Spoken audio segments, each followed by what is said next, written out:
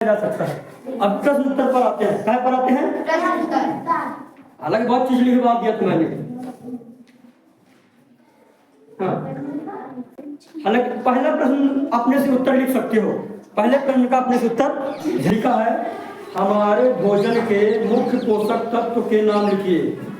पोषक तत्वों के नाम लिखना है, तो अपने से लिख सकते हो। प्रोटीन, विटामिन, खनिज लवण और वसा, कार्बोहाइड्रेट, है ना? लिख सकते हो ना? तो मैं लिखवाऊं? पहले वाला मैंने लिखवाता, ठीक नहीं लिखवा रहा ना? पहले वाला अपने से लिख लो। जितने सारे मैंने बताए थे विटामिन, खनिज लवण, केवल उनके नाम लिख देने हैं। उनके केवल उत्तर आपको मिल जाएगा। अगर 5 नंबर हो तो 5 नंबर मिल जाएगा, है ना? अगला प्रश्न, अब निम्नलिखित के नाम बताना है। आपने बताना है, छठी वाले तो और सातवीं वाले बता देंगे तो अच्छा बाद में। लेकिन हाँ, पोषक तत्व जो मुख्य रूप से हमारे शरीर को ऊर्जा देता है, उसका नाम बताना है।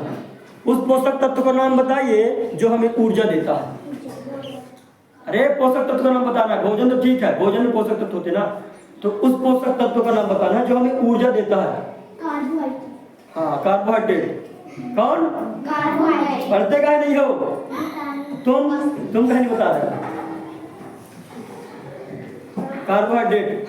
तो पहला नंबर देखो, दूसरा का पहला वाला तो हो गया ना पूरा?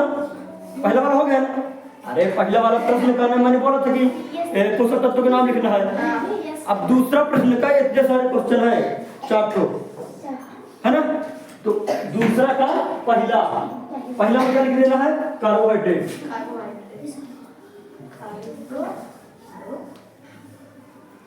अवल ने बताया है क्या है कार्बोहाइड्रेट, बताया है ना? क्योंकि कार्बोहाइड्रेट क्या करता है? ऊर्जा देता है। अब दूसरा प्रश्न सुनो। ओ लिखना बंद कर दो। दूसरा प्रश्न एक लाइन छोड़ दोगे ना? ये प्रश्न वाला उत्तर पहला हो गया, फिर दूसरा के लिए लाइन छोड़ दोगे, एक लाइन। हाँ, फिर से सुनो ध्यान से, फिर से सुनो। पोषक तत्व जो हमारे शरीर की वृद्धि और अनुरक्षण के लिए आवश्यक है। शांत रहें तुम लोग। उस पोषक तत्व का नाम बताना है जो हमारे वृद्धि और शरीर के लिए रक्षा प्रदान करता है। वृद्धि भी करवाता है ना भैया? प्रोटीन। दूसरे नंबर में क्या लिखोगे? अरे आप लोग तो पढ़ते नहीं हो शायद। जबकि मैं, हाँ, लाइन छोड़ के, ये दूसरा है, ये तीसरा है। अब तीसरा ध्यान सुनो। हो गया ना? हो गया? वह विटामिन जो हमारी आंख के लिए अच्छा है, मतलब दृष्टि को दिखाने के लिए बहुत महत्वपूर्ण है, उस विटामिन का नाम बताना है। उस विटामिन का नाम बताना है जो हमारी आंखों के लिए अच्छा काम करता है। उसका नाम सुन रहा है, वो कुछ जानता है? Vitamin A. सुनो तो घर में प्रैक्टिस कर। हाँ, विटामिन ए। अब बाकी साथ में लोग सुनते रहेंगे, है ना? अब चौथा वाला क्वेश्चन बोल रहा है, वह खनिज जो अस्थियों के लिए आवश्यक है। ये मैंने बताया नहीं था, ये मैंने बताया। कैल्शियम। अस्थि मतलब हड्डी, अस्थि मतलब हड्डी। हाँ, तो लिख लेना कैल्शियम, जो कि दूध वगैरह में पाया जाता है कैल्शियम, ठीक है ना?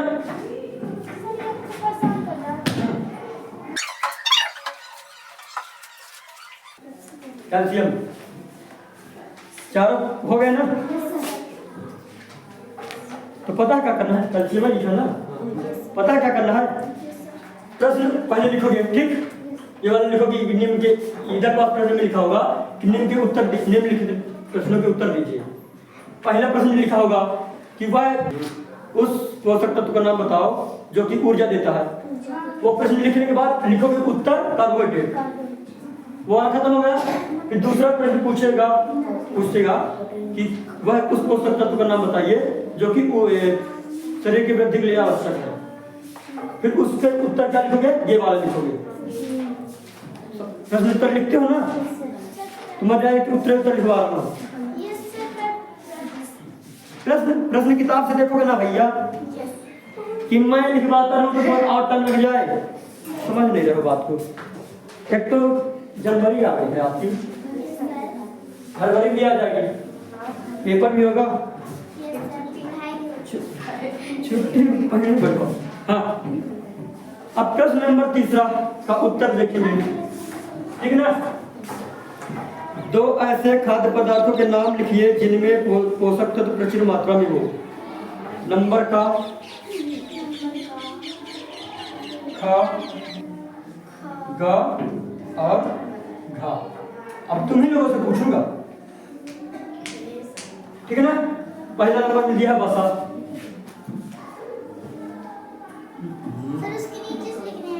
किनमें बसा मिलता है, 2 टोटे बताना आया है, साथ में बना बता दो कम से कम। घी, हाँ दूध, घी और ठीक। अब इसमें मांडे में बता, मांडे कार्बोहाइड्रेट समझ लो, क्या कार्बोहाइड्रेट तो किन किन में मिलता है। हाँ, दाल नहीं बोलना, दाल को प्रोटीन मिलता है। ये तुम लोगों से नहीं पूछूंगे, छठवीं बार बताएंगे तुम लोग। चावल और गेहूं, एक ये वो चावल हो गया, एक गेहूं हो गया, है ना, क्योंकि 2 ठो बोला है लिखने को। आहारी रेशे वही जो अच्छा बताया था, फलों और सब्जियों में, फलों और एवं सब्जियों में। साथ में वाले को देख रहे हैं ना, ठीक देखते हो, पहले आते हो रोज, पाक हो गया। प्रोटीन के दो मुख्य स्रोत बता दो, प्रोटीन के मुख्य स्रोत बता दो, किन में मिलता प्रोटीन।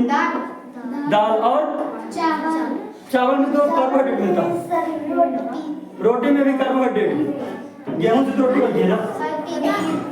पनीर सातवीं वाली खाली हो गई हो तो लाओ हमें दो गाइड रख दी, कहाँ रखी। पनीर और पनीर और दाल। हाँ दाल या फिर अंडा भी हो सकता है ना। लिख दो दाल, दालें लिखूंगा कह कि बहुत सारी दालें दालों में, है ना। इसको लिख लो पहले, जल्दी लिख लो।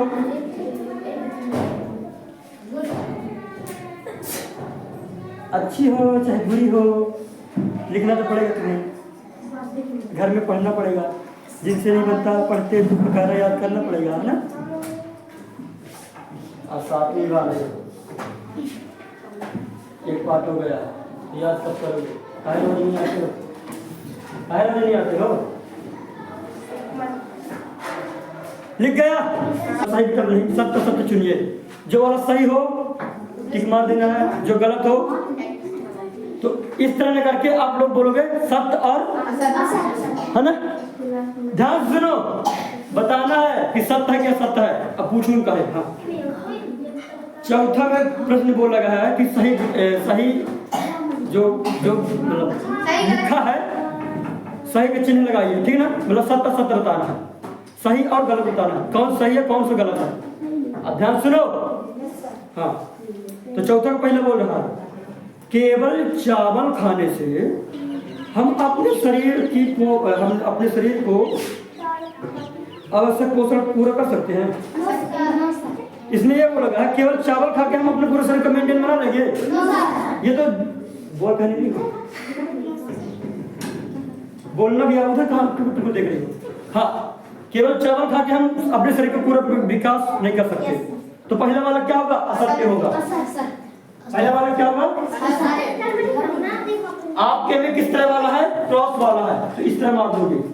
मैं ऐसा तो लिखूंगा, ठीक है ना। अब बस लिख गया होगा सत्य। हाँ, दूसरा बोल रहा है, सुनो फिर से, शरीर के लिए संतुलित आहार में नाना प्रकार के खाद्य पदार्थ होने चाहिए। नाना प्रकार के मतलब कि बहुत सारे। सत्य क्या है, सत्य है, तो इस तरह वाला चिन्ह लगा देना है।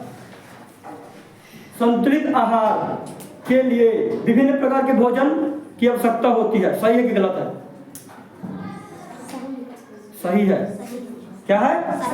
क्योंकि अपने संतुलित आहार पढ़ा था, तो संतुलित आहार में सभी पोषक तत्व थे, ध्यान अगर रहा होगा तो दूसरा नंबर क्या है?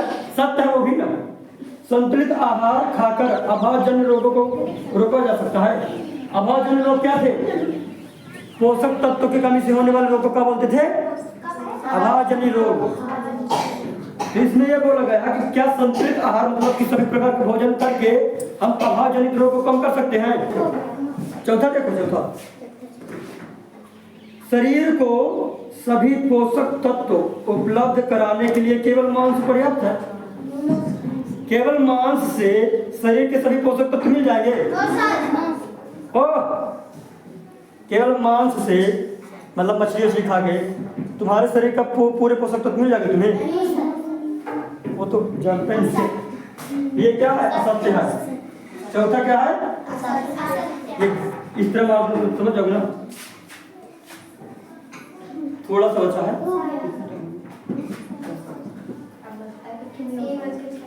खाली स्थान भरना है। खाली स्थान, रिक्त स्थान की नंबर 1 2 3 4 कितने थे? 4 को खाली स्थान विटामिन डी के अभाव से होता है। ये नहीं पता कैसे भी, शायद मैंने बताया। रिकेट मतलब विटामिन डी के कमी से कौन सा रोग होता है? तो इसको बोला था सारणी को पढ़ने के लिए मैंने, कल बोला था ना, कहाँ नहीं पढ़े?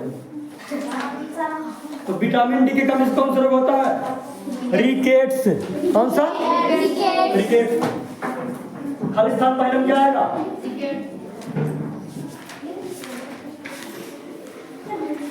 रिकेट्स। हाँ नहीं, साथी वाले कहाँ लिखना है? सुनना है। हाँ ये बताओगे रिकेट्स। दूसरा नंबर खाली स्थान बोल रहा है, खाली स्थान की कमी से बेरी रोग होता है। ये अगर पढ़े रहे हो तो पता होता। Vitamin B.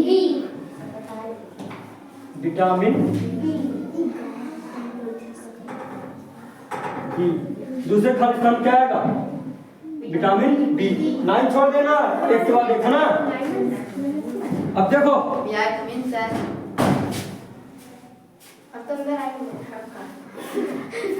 बात अंदर की नहीं है, इतने टाइम लगा देती हो आने का। हाँ सुनो, अच्छा ये भी मैं बताऊंगा।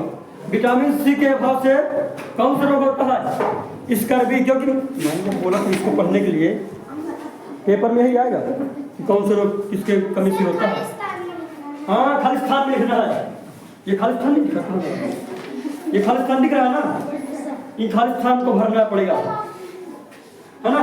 क्या लिखोगे? स्कर्वी लिखोगे।